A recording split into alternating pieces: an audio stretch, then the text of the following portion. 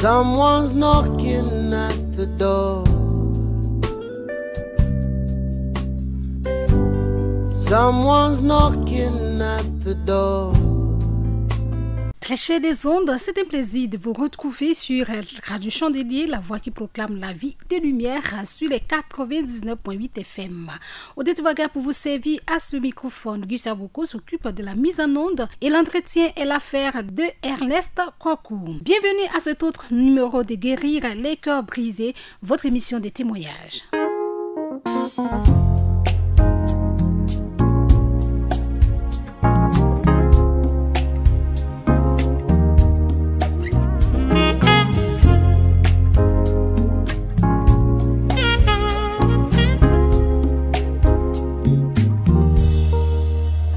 Comme toutes les semaines, nous recevons aujourd'hui le prophète d'Olivera, leader du ministère apostolique et prophétique La Lumière des Nations. L'homme de Dieu nous visite pour la deuxième fois à cette émission, mais cette fois-ci, il vient partager l'expérience de l'enlèvement qu'il a vécu dans un songe récemment. Mais juste avant de bénéficier de cette expérience, installez-vous en musique. Ouais frère, écoute ce son et fais attention pendant ta marche chrétienne ici-bas.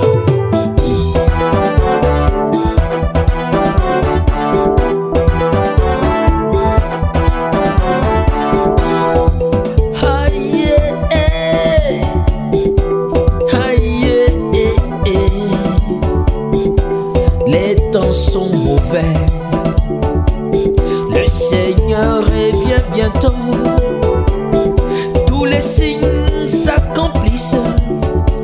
Nous sommes dans le dernier temps. Toutes les promesses de Jésus sont là. Tout ce qu'il a dit s'accomplit. Est-ce que tu es prêt, mon frère? La trompette peut sonner du jour au lendemain. Le retour du Seigneur Jésus-Christ est plus qu'imminent. C'est pas la peine de te vautrer dans le péché, les maquis, les boîtes de nuit, les femmes, la drogue, la cigarette, la boisson. Laisse tout ça, les temps sont mauvais. Laisse frère. Aïe, ça c'est des pleurs. Je pleure pour l'humanité, ceux qui ont refusé Jésus-Christ et qui continuent de s'entêter dans ce chemin de perdition. Qu'est-ce que cela va te donner? Tu cours les femmes, les hommes pour le plaisir. Tu as des problèmes, tu souffres, mais tu t'en fous. Il n'y a que Christ pour te libérer de tous ces soucis du monde. Tu es sorcier, sorcière, même dans l'église. Tu le sais, pourtant tu continues. Jésus-Christ est dans la main, car les temps sont mauvais. Frère de sang, laisse tomber les vols. Frère de sang, laisse tomber l'occultisme et le mysticisme. Faut laisser Makila, il faut laisser femme et garçon. Donc toi Jésus-Christ, la vraie paix là, c'est lui, je te l'assure. La trompette va sonner un matin pendant que tu t'y attends pas.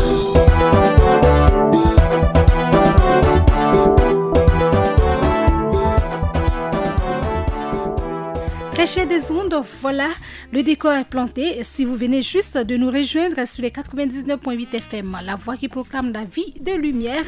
Comme dit tantôt, c'est le prophète d'Olivera que nous recevons aujourd'hui pour vous édifier. Pour cette première partie de son témoignage, il partage l'expérience de l'enlèvement qu'il a vécu dans un songe récemment. Recevez-le chez vous à présent au micro de Ernest Kwaku. Merci de nous rejoindre à cette émission de témoignage au guéri le cœur brisé. C'est le prophète d'Olivera Isidore. Il est donc fondateur d'un ministère ici à Angers-Château. Nous sommes venus à sa rencontre parce qu'il a un témoignage encore très poignant pour vous édifier, qui va faire du bien à plus d'un, notamment les serviteurs de Dieu. Homme de Dieu, bonjour. Bonjour bien-aimé, est-ce que le Seigneur te bénisse. Bonjour à tous les auditeurs de la radio Chandelier, que Dieu vous bénisse. Qui est le prophète d'Oliveira? Le prophète d'Oliveira est marié, père de 5 enfants, et je suis le président fondateur de l'église apostolique et prophétique de la Lumière des Nations. Le siège est basé à Angré-Château et nous sommes là depuis 5 ans. Et par la grâce de Dieu, l'œuvre avance. Et donc, vous êtes serviteur de Dieu depuis combien de temps? Je suis rentré dans le ministère depuis 2000. Donc, ça fait 18 ans du ministère. Mon épouse s'appelle Hélène d'Oliveira. Nous sommes mariés le 8 mai passé. Ça fait 15 ans de mariage. Nous sommes le 8 mai 2003. Et je suis aussi écrivain, auteur de plusieurs livres.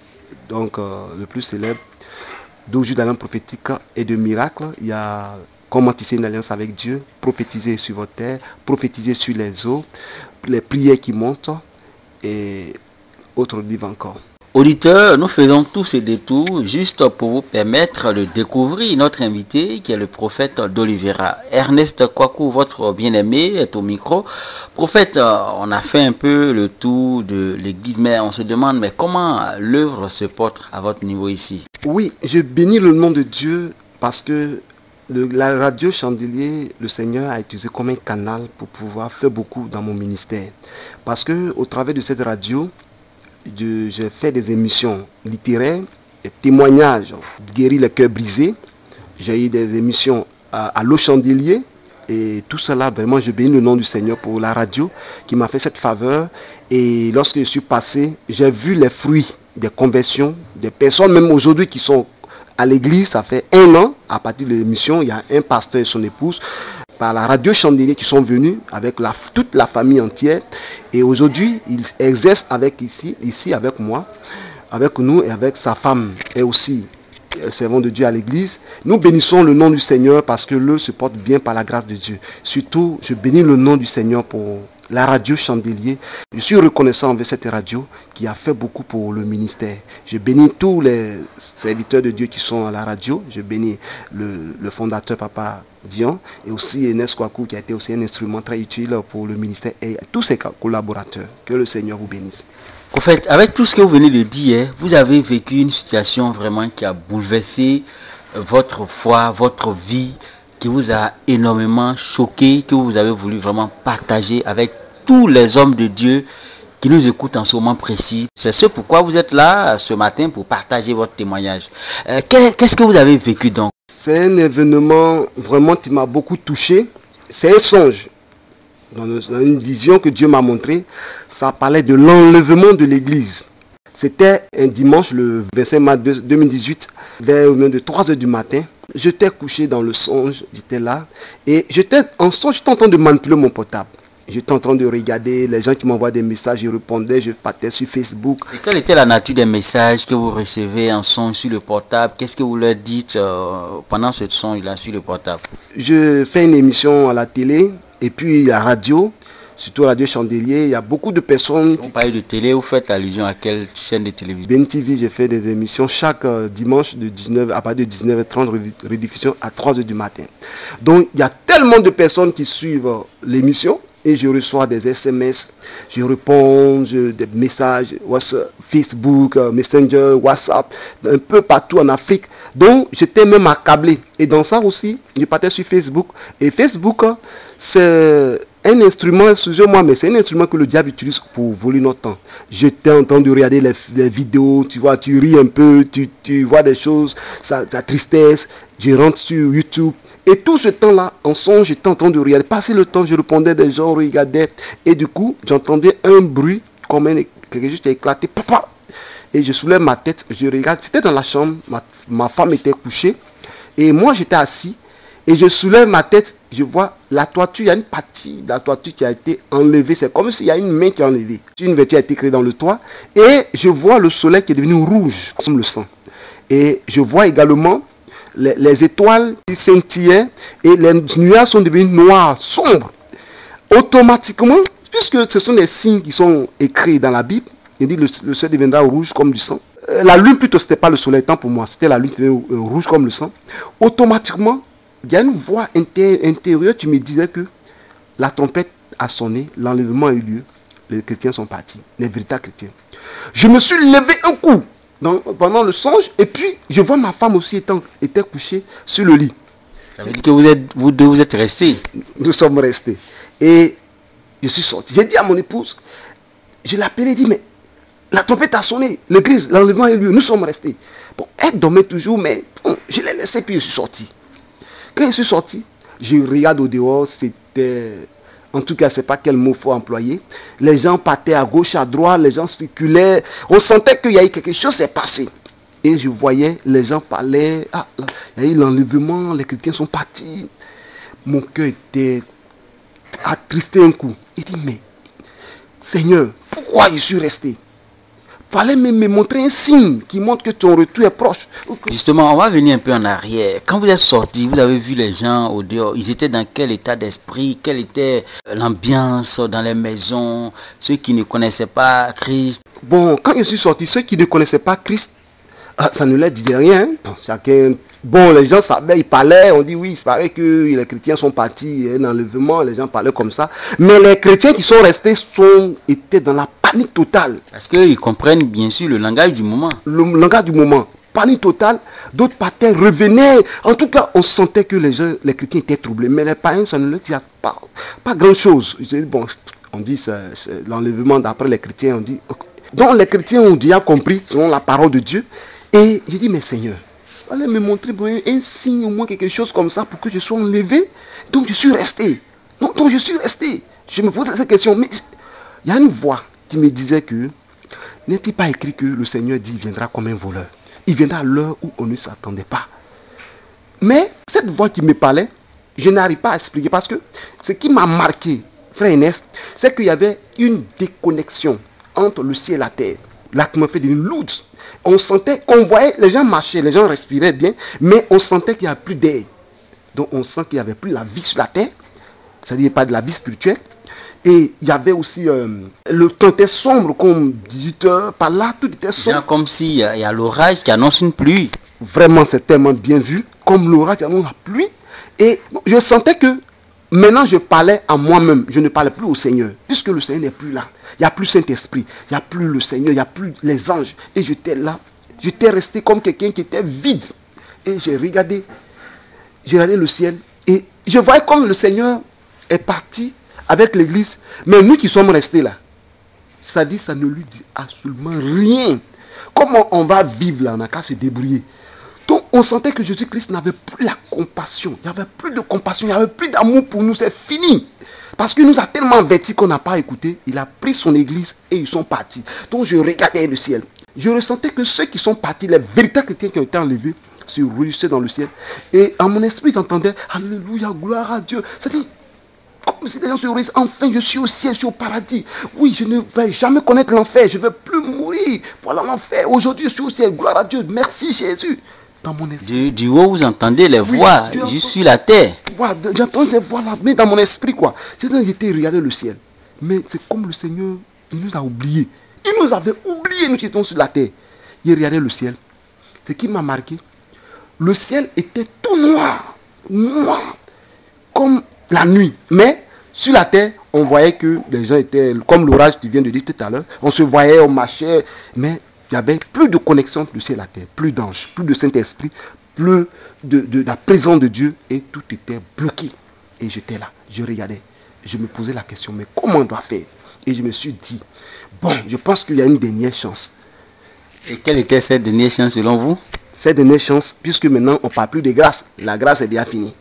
Il dit, bon, c'est qu'on va affronter la grande tribulation. La grande tribulation, c'est après l'enlèvement, il y aura 7 ans. 7 ans de tribulation où le diable va régner pendant 7 ans.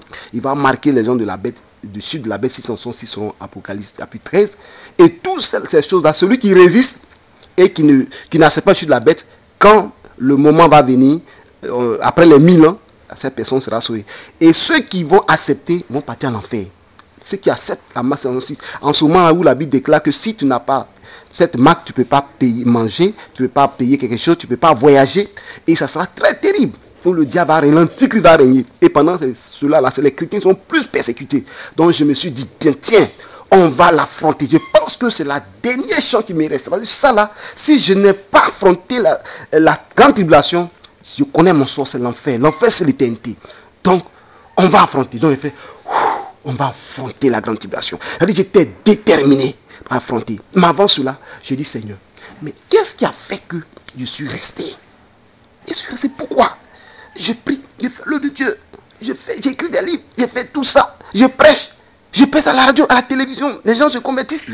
Mais Seigneur, comment je vais faire? Je suis resté. Pourquoi? Comme je le disais, ça, jusqu'à présent, je ne sais pas comment expliquer. Si c'est le Seigneur qui me parlait.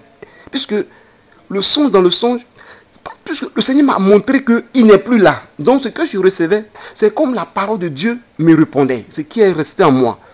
Et quand je posais la question, pourquoi je suis resté, la voix me disait que tu as passé tout ton temps à aller sur Facebook. Tu n'avais plus le temps pour Dieu. Temps de prière, temps de jeûne, temps de méditation à la parole, temps de consécration.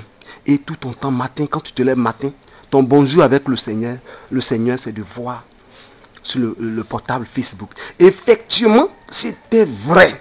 Parce que matin, quand je me lève, puisque j'ai fait des émissions radio, télé, j'ai posté, et j'allume mon portable pour voir combien de personnes qui ont regardé, combien de personnes qui ont commenté, combien de vues, combien de personnes qui ont aimé. Et c'est un plaisir pour moi. Ah, cette vidéo-là, ça fait 6 mois. Voilà, ça fait au moins 200 vues. Oh là là, ça fait 2 ans. Ouh, mais j'ai plus de 1000 vues. Et Facebook, là, on n'en parle pas. Et c'était tout mon temps, en tant qu'homme de Dieu, prophète de Dieu. Mon temps, c'était portable, Facebook. Et je passais le temps à regarder les images, à regarder les vidéos. Et souvent, Dieu passe par mon épouse. Ah, chérie, mais il faut aller prier un peu. Il dit non, faut attendre. Actuellement là, tu sais, il y a des gens qui m'ont écrit, je dois répondre. Ma femme me parle. Dieu passait par mon épouse pour me parler. Et je me souviens bien, une fois, il y avait ma dernière qui, lorsqu'elle est venue, elle dit, ah, maman et papa, j'ai mal à la tête. L'enfant parlait, mais bien aimé Ernest, c'est Facebook, je regardais son nom. L'enfant parlait, attrape, jusqu'à ma femme, je vais tirer mon attention pour dire, l'enfant dit, elle a mal à la tête, mais moi, je ne regarde pas. Ma femme a pris l'enfant, c'est là, mes yeux sont ouverts que l'enfant peut aller quelque part. Et tout cela, on fait que je suis resté. Donc Facebook, je dis à ceux qui nous entendent, qui entendent le message de Dieu, de faire très attention. C'est un instrument d'évangélisation, un instrument d'exhortation, un instrument pour gagner des âmes. Mais encore, le diable utilise pour voler notre temps. Notre temps, le diable utilise pour nous mettre en retard, pour nous assoupir, pour nous éloigner de Dieu. Donc, le Seigneur me dit, tu passes tout ton temps à aller sur Internet, YouTube, Facebook, WhatsApp, Viber, Messenger, et ça, c'est ça ton ministère. Croyant qu'en faisant ces choses-là, ça plaît au Seigneur, alors que je ne priais plus, le jeûne a diminué, la méditation, on n'en parle pas, et encore, on se dit qu'on a Bible dans nos portables, là c'est encore plus grave. Ça aussi, je lance un appel à tous frères et sœurs qui vont à l'église avec des portables électroniques. Ayez une Bible en papier, parce que le temps va venir où tous les virus, l'antichrist va verrouiller tout, les portables vont prendre des virus, et toutes ces choses-là, les logiciels seront désinstallés, tu ne pourras plus lire la Bible. Et si tu n'as pas une Bible sur toi, le moment va arriver, tu ne pourras pas méditer la parole de Dieu. Donc, je dis à quelqu'un d'avoir une Bible en papier. Je ne dis pas de ne pas avoir des Bibles électroniques, mais ayez toujours des Bibles en papier. Et venez à l'église avec vos Bibles en papier. C'est important, parce que la Bible pas du rouleau, dans le rouleau du livre. Ils n'ont pas parlé des portables. Donc, je suis resté à cause de Facebook, de YouTube, de tout ce qui est de réseaux sociaux. C'était le premier point. Et je voyais que c'est vrai. La voix me dit que c'est pas fini. Automatiquement, quand il dit c'est pas fini, j'ai senti dans mon corps, dans mon ventre, un souci, un poids. J'étais anxieux, j'étais soucieux. Comme s'il y avait des cailloux, des trucs assez lourds dans votre ventre. Voilà, des choses assez lourdes. En même temps, tu me donnais la tristesse dans mon âme, l'angoisse. Et c'était quoi? C'était les soucis.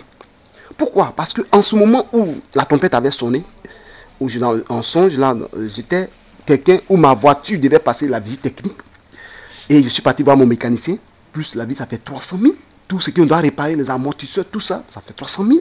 Et je passe à la télé, Béni TV, c'est près d'1 million. Par mois, hein? Par mois, près d'1 million. Donc, j'étais en train de dire, mais attends, comment on fait pour payer? J'ai lancé, je ne peux plus faire marche arrière parce que les gens, la conversion, il y a beaucoup de choses. Il dit, bon, je pense à ça. Mes livres aussi que j'ai écrits, les livres sont finis. Les gens m'appellent prophète. Tel livre là, il dit c'est fini. Bon, je dois faire sortir encore d'autres livres réédités. Sans compter à la maison mes enfants qui vont à l'école. Et les pasteurs qui sont avec moi, comment les rémunérer, les enfants spirituels qui sont avec moi. Je vous apprends que sur mon toit, j'ai près de 15 personnes. Et tout ça était des soucis dans mon ventre. Et tous ces soucis ont fait que je suis resté. Et j'ai dit, mais attends, ton souci a fait que je suis resté. 1, portable, 2 soucis. Et le Seigneur va me révéler le 3e point. Le 3e point, c'était les murmures. À l'église, quand je prêche, souvent les gens, quand tu leur parles, mener une vie de sanctification, demain, ils ne mènent pas. Il y a des personnes, on a prêché sur le mensonge, ils vont encore mentir encore. Et ce qui obligeait le prophète de temps en temps à sortir de lui-même, à s'emporter. Très bien, je m'emportais souvent même à la chair. Je dis, mais vous là, le Seigneur revient bientôt. Pourquoi vous ne voulez pas changer? Pourquoi vous ne voulez pas changer? Parce qu'on vous a prêché la Seigneur, vous vivez dans le péché. Toi tu mens, toi tu viens dans l'adultère. Tout ça, c'était toujours des murmures. Un jour à la chair, avant même passage, le Seigneur me donne le passage d'Apocalypse. Il dit que celui qui veut se souiller, se suit. Que celui qui se suit encore. Celui qui veut se sanctifier, se sentit davantage. Donc laisse-les. S'il veut vivre, qu'il vit dans le désordre. S'il veut vivre dans le péché, il vit dans le péché. Mais toi, mène ta vie de consécration, de sanctification et suis-moi. Laisse-les. Tu as prêché, pas changé, laisse-les. Mais ce que le Seigneur m'a dit là, moi je n'ai pas écouté. Hein. Je voulais régler moi-même dans la chair. Souvent il passe à la chair. Vous ne voulez pas changer. Jésus revient bientôt. Pourquoi ceci? Pourquoi cela? Et toujours des murmures, des paroles. Finalement, j'étais mort spirituellement. Je réglais par la colère. J'étais vraiment, je m'emportais. Et le Seigneur me dit, voilà les 3 choses qui ont fait que tu es resté. Ça, je reviens dessus. Nous-mêmes, on ne peut pas changer quelqu'un. Mais dans la Bible, il y avait le jeune homme riche qui est venu voir Jésus. Il dit, que doit faire pour être sauvé? Il a dit, bon, sur les 10 commandements, un mot. Il dit, mais j'ai observé cela depuis mon enfance. Le Seigneur dit, bien, tu dis vrai. Jésus a même dit, tu dis vrai. Ce que tu dis, c'est réel. Mais tu manques une chose. Vends tout ce que tu as, donne-le aux pauvres et suis-moi. Le gars a dit, il a vu que c'est trop. Comme on dit dans le jargon ivoirien, c'est trop foutaise. Moi, je me suis enrichi, j'ai fait tout ce que j'ai. Et aujourd'hui, là, ces personnes-là, ils sont des paresseux. J'ai travaillé, j'ai eu mon argent, et puis j'ai pris tout mon argent pour leur donner, puis être su. Et puis, moi, homme riche, on m'appelle jeune homme riche, et je vais perdre mon honneur, mon gloire. Non, ça là, c'est pas la peine. Le gars a refusé de suivre Jésus à cause de ses biens. Et ce qui, je reviens, pourquoi je dis ça? Jésus-Christ ne l'a pas dit, non, tu sais, il faut revenir. Tu sais, tout ça, tu vas gagner ça au ciel. Jésus l'a laissé partir. Jésus l'a laissé partir. Parce qu'il lui a donné le chemin qu'il doit prendre pour être sauvé, pour aller à la vie éternelle. Mais il a vu que le chemin, c'est trop dur. Donc c'est ce que je vais dire dans la maison de Dieu. Nous, les pasteurs, souvent on donne des conseils aux enfants spirituels, aux fidèles de l'église, leur vie, leur comportement. Ils ne veulent pas changer, mais on veut absolument qu'ils changent. Souvent même, ils veulent quitter l'église. On veut les ramener à l'église pour qu'ils viennent. Non, il faut revenir. Le Seigneur a fait. Laissons-les. Ce ne sont pas des enfants. Nous avons enseigné la parole. Nous avons sémé. S'il veut qu'il croit, s'il veut qu'il meure, en tout cas, on a fait la part de Dieu. La Bible déclare, Jésus même a dit, personne ne peut venir à moi si mon Père ne l'attire. Donc c'est le Seigneur qui transforme les vies, qui transforme les cœurs. Ceux qu'on a prêché la parole, ceux qu'on a annoncé la parole, s'il ne veut pas changer, on les laisse. On a vu Abraham qui était avec Lot. Malgré tout ce qu'il a dit, Lot voulait prendre son chemin. Il dit, si tu veux, tu prends ton chemin, tu vas à gauche, j'irai à droite, tu vas à droite, j'irai à gauche. Il a laissé Lot, ils se sont séparés. Quand ils se sont séparés, Dieu s'est révélé à Abraham. Donc, il y a des personnes qui sont dans l'église, on veut absolument qu'ils restent, elles restent dans l'église. Il y a des serviteurs qui veulent qu'ils restent parce que demain, quand ils vont partir, ils vont donner des témoignages sur nous salir. Donc, on ne veut pas. Moi, je dis à un serviteur de Dieu que quelqu'un ne t'empêche de rentrer au ciel, que personne ne t'empêche d'être enlevé.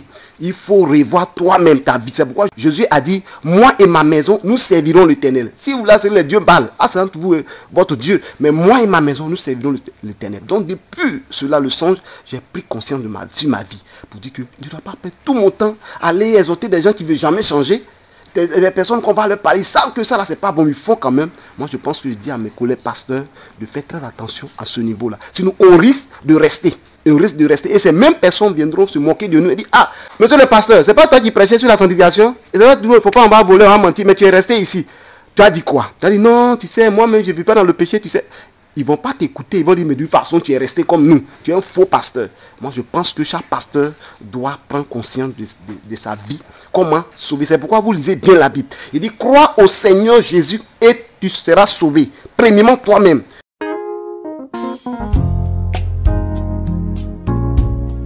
Amis des ondes, à ce niveau de notre émission, nous allons marquer une pause et c'est en musique. C'est parti.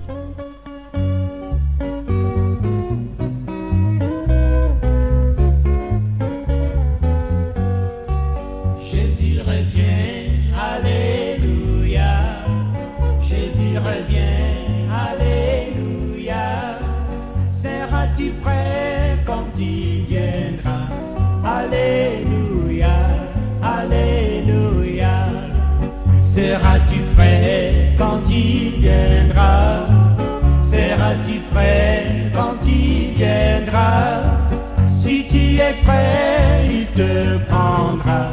Alléluia, Alléluia. Si tu es prêt, il te prendra. Si tu es prêt, il te prendra. Et avec lui, tu régneras. Alléluia, Alléluia.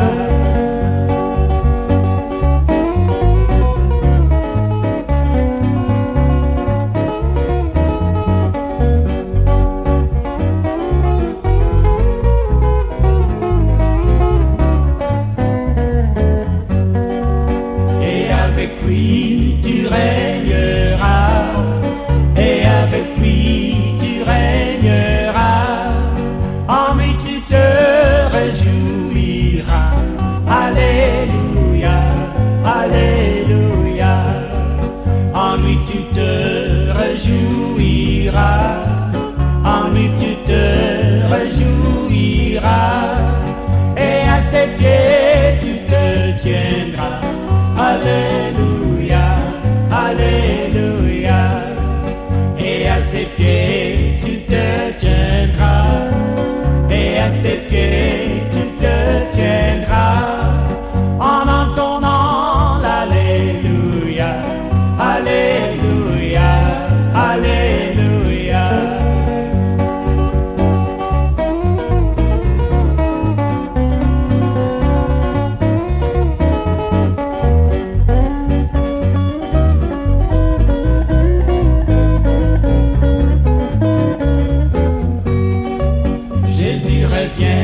Alléluia, Jésus revient, Alléluia, seras-tu prêt quand il viendra?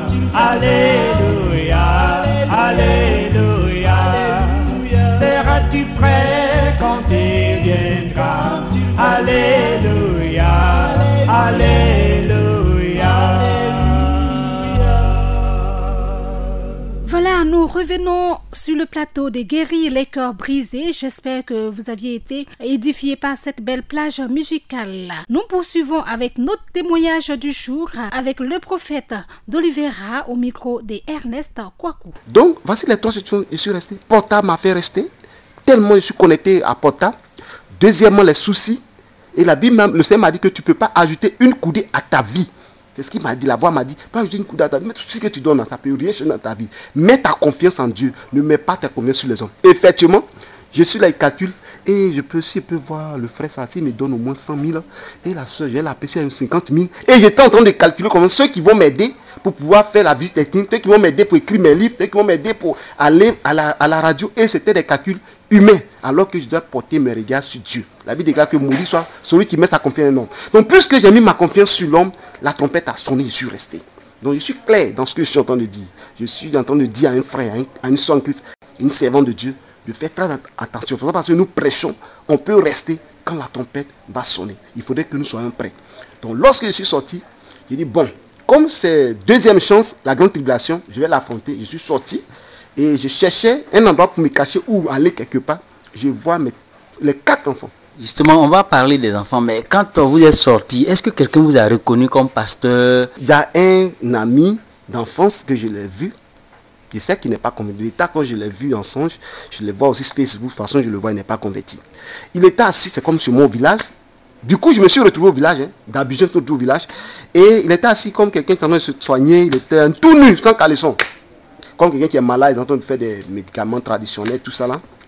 Et je me suis approché, je lui ai dit, ah, la trompette a sonné. Ah, le Seigneur est venu. Hein. Nous sommes restés. C'était une inquiétude pour vous. Comme ça, tu cherches quelqu'un pour te consoler. Donc, moi, j'ai vu quelqu'un qui va me consoler. Il dit, ah, mon frère, ah, la trompette sonnait, nous sommes restés. Et puis, lui, a un ton de moquerie. Il dit, ah, mais toi, tu penses à faire d'enlèvement, là, c'est question de leader. Dans mon cœur, là-bas, il dit, ah, depuis quand il sait que je suis pasteur, je suis fondateur d'église. Et il a commencé à se moquer de moi. J'avais mal. Et je suis quitté devant lui. Là, j'ai pris ma route, je partais.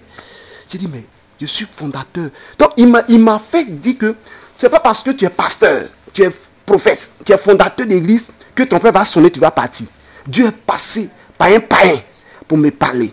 Donc je dis à quelqu'un, c'est pas parce que aujourd'hui nous avons des titres, bishop, archibishop, prophète, révérend, très révérend, et j'en passe, prophète des nations, évangéliste international, qu'on va être enlevé.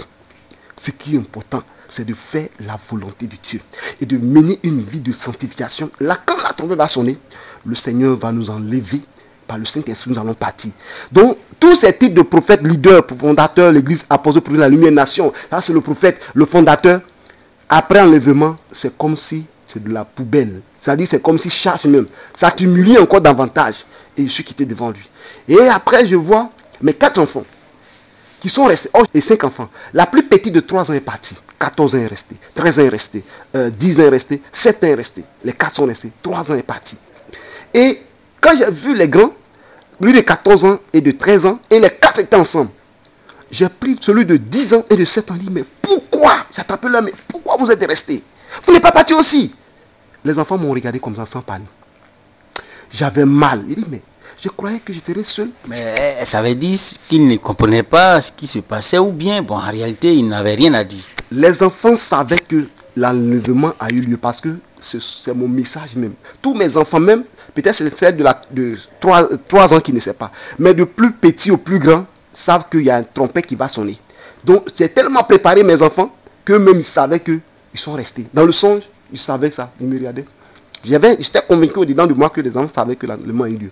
Donc ils venaient vers moi pour voir qu'est-ce qu'on doit faire. Mais quand je les ai vus, surtout quand j'ai vu celui de 10 ans, de 7 ans, qui ne sont pas enlevés, j'ai eu mal. Les 2 grands, j'ai dit, bon, si c'est la grande tribulation, au moins eux, ils peuvent courir, ils peuvent supporter la situation. Parce que la grande tribulation, la famine, il y a les moments terribles. Tes enfants, s'ils sont un peu conscients, tu peux leur dire non. Les grands de 14 ans, 13 ans, non, n'acceptez pas la marque. Quel que soit. Mais les plus petits, un enfant de 7 ans, il va accepter la marque, il veut manger. 10 ans, il va dire la souffrance est trop. Donc, le Seigneur a permis, il veut me donner un message. Le message, c'est quoi? La voix me disait que tu as pris le temps de s'occuper des fidèles de l'église depuis le ministère, mais tu n'as pas une cellule familiale d'enseigner les enfants. Et est-ce que c'était une réalité? Une réalité, même actuellement où je suis assis ici même là, je n'ai pas encore commencé. C'est quelque chose qui me vient à l'esprit et dit à mon épouse, il faut qu'on trouve un temps pour le faire. Et je le dis avec ma honte, ça il faut que je le dise parce que la repentance aussi, ça aussi c'est la repentance. Parce que c'est une avertissement que Dieu m'a donné. Hier j'étais en train de travailler dans la chambre haute, j'étais en train de préparer mon message. Et puis, c'est me venu encore en tête. Qui met tes enfants. Et effectivement, nous les pasteurs, nous devons prendre soin de nos enfants. C'est-à-dire, après le culte, dans la semaine, on peut prendre un verset avec madame, les enfants, on s'assoit, on fait une étude biblique ensemble, enseigner la parole. Et c'est ce que je n'ai pas fait à mes enfants. Et ils sont. Moi, je me dis que, comme on prêche à l'église, mes enfants entendent, puisque jusqu'à présent, on n'a pas encore école de dimanche, on n'a pas encore trouvé quelqu'un qui va s'occuper des enfants. Donc, les enfants font le culte avec nous. Donc, je me dis que les enfants aussi entendent la parole de Dieu. Surtout quand je viens à la maison, et mais ils sont conscients, souvent ils me rappellent la prédication. Papa a dit ça, on ne fait pas sans faire pour moi, ça va. Alors que ça ne va pas. Dieu ne reconnaît pas ça. Dieu veut qu'on ait une cellule familiale. Madame, les enfants, hommes de Dieu, que tu sois pasteur ou pas, toi et tes enfants, de vous asseoir pour t'occuper de tes enfants. Donc, je ne l'ai pas fait. Donc les enfants sont restés. Et Dieu me ramène mon esprit sur Job. Il dit, tu as vu Job. Job était avec ses enfants et il péchait. Et Job faisait sacrifice pour les enfants. Donc pour dire qu'un homme de Dieu doit prendre soin de ses enfants. Et à partir de là, j'étais tellement conscient que j'étais celui-là même qui a été un obstacle pour ne pas que les enfants soient enlevés. Après ça, je me suis réveillé. Quand je me suis réveillé, il était assis, il était couché là. D'abord, c'était tellement comme une réalité que quand je me suis réveillé, pour moi, c'était sous le choc. Sous le choc. J'étais couché sur le dos, je regardais la toiture. Je n'ai même pas parlé. Il y avait un petit soulagement en moi. Pour dire que, enfin, c'est un songe. Mais tel que le songe se passait, c'était comme une réalité. Et ce que je m'ai marqué dans ce songe, souvent j'ai fait des songes un peu enlèvement, bizarre. Mais c'était comme quelque chose qui a pris, le Seigneur a pris le temps de m'expliquer pendant près de 10 minutes dans le songe. Or, souvent, les songes ne durent pas. Mais c'était étape par étape, étape par étape. Et j'étais couché sur le dos. J'ai regardé la toiture, j'étais au nom de 4h30, 5h. Là, c'est quand vous êtes réveillé. Voilà, que je me suis réveillé. Et j'ai appelé ma femme, pour ne pas faire peur à ma femme. Je lui ai dit, j'ai fait un songe, il y a eu l'enlèvement. Mais avant ça, quand je me suis réveillé, je voulais voir réellement si ce n'est pas l'enlèvement qui a eu lieu. Et le Seigneur m'a montré qu'il y a eu l'enlèvement et qu'en réalité, il y a eu l'enlèvement. Donc, mes 3 enfants sont dans une chambre et les 2 derniers sont sur le même lit que nous. Donc, quand je me suis réveillé, celui de 7 ans, j'ai mis ma main, je l'ai touché. Parce qu'il était resté, dans le sang, il était resté. Et celle de 3 ans, puisque c'était dans le noir, je mets ma main, je ne la vois pas. En réalité, dans le son, il était parti. Elle était couchée. Elle était la seule à partir. Voilà. Et vous vous réveillez, vous mettez la main, je ne sais pas, la petite de 3 ans. Voilà. Comme tellement que le Seigneur voulait me montrer qu'il est au sérieux avec moi, je mets ma main, je ne vois pas l'enfant. Mon cœur coupé, j'étais, me dit, mon Dieu, donc c'est l'enlèvement. Je la cherche. Je me suis levé, je me suis assis sur le lit. Je mets ma main. Un coup, je tombe sur elle. Oh, elle est partie rentrer dans le ventre de sa mère, dans ses seins. Donc, elle se met sous la chaleur de sa maman. Sous la chaleur de sa maman. Voilà, donc quand j'ai su ça, il dit, enfin, c'est pas l'enlèvement. Mais, j'étais attristé, j'étais angoissé. Mais j'étais un peu soulagé parce que c'était un songe. J'ai réveillé ma femme, pour ne pas faire par ma femme, pour ne pas dire qu'il y a eu l'enlèvement. Il dit, j'ai fait un songe, il y a eu l'enlèvement. Elle s'est levée un coup. Elle aussi. Elle s'est levée. Elle dit, pendant le songe, la plus petite 3 ans est partie. Toi, moi, les 4 enfants, nous sommes restés. Mon épouse est partie appeler les enfants. Réveillez-vous, réveillez-vous, papa a fait son, il y a eu l'enlèvement.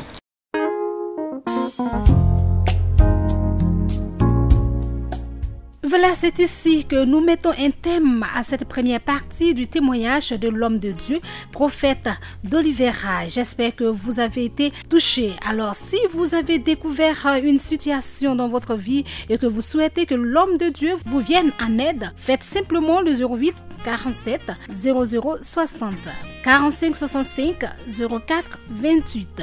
Je reprends 08 47 00 60 ou le 45 64 04 28. Envie de témoigner aussi pour sauver une âme, contactez-nous simplement au 08 22 67 67. Vous serez reçus ici même sur le plateau des Guérir les cœurs brisés pour partager votre expérience avec les auditeurs. D'ici là, prenez soin de vous et sachez que Guérir les cœurs brisés, c'est tous les dimanches à 6h30, rediffusion 22h30 et les mercredis à 20h.